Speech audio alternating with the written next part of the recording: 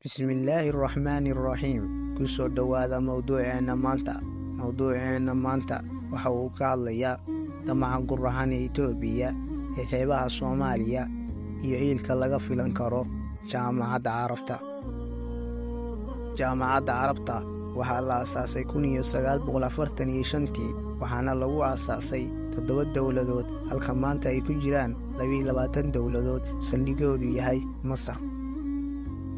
Haddaba Soomaaliya waxay ku biirtay 1974 iyadoo aan ognahay in laga joogo aasaaskii Jaamacadda Carabta dhowaad 80 sano.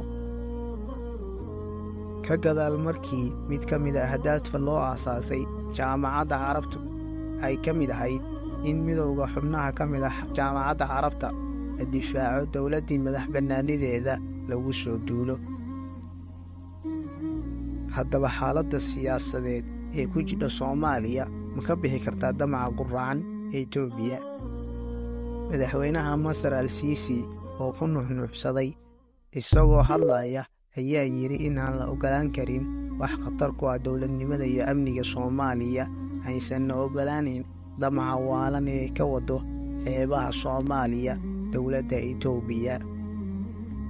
Haddaba gundhiga mawduuceennu waa su'aashan: Jaamacadda Carabtu awood ma u leedahay inay difaacdo xubin ka tirsan maanta? Aan u kala qaadno 2 qodob oo waaweyn. Mid waa dhanka diblomaasiyadda halka kan kale uu yahay dhanka milatariga. Qodobka koowaad, dhanka diblomaasiyadda, waxaynu oran karnaa ilaa iyo hadda waa dhanka keliya u muuqda in guul laga gaaray ka gadaal markii Soomaaliya codsatay 22 bishan aan ku jirno kulan aan caadi ahayn oo ay ka codsatay ururka Jaamacadda Carabta kaasoo lagu tusay caalamka damaca guracan ee Itoobiya ka wado Jamhuuriyadda Xorta ee Soomaaliya. Qodobka labaad, dhanka milatariga, Jaamacadda Carabtu uma eka maanta mid wax ka qaban karta doqonnimada iyo waalida Itoobiya ay ka wado xeebaha xorta ee Soomaaliya 3 qodob awgood. Qodobka koowaad, iyadoo aan ognahay bilowgii 1941 kelmaddii uu yidhi wasiirkii arrimaha dibadda ee Ingiriiska Anthony Eden xilligaasoo lagu guda jiray dagaalkii labaad ee adduunka, ayuu yidhi waddamada Carabtu aad ayay u horumareen tan iyo dagaalkii koowaad ee adduunka. Waxaan rabnaa hogaamiyaal mufakiriin Carbeed ah rajana ka qaba in shucuubta Carabtu helaan midnimo, taasoo ku tusinaysa in reer galbeedku awalba ka dambeeyeen fakarka aasaaska Jaamacadda Carabta. Wax kastaba ujeedku ha hambaarsanaadee.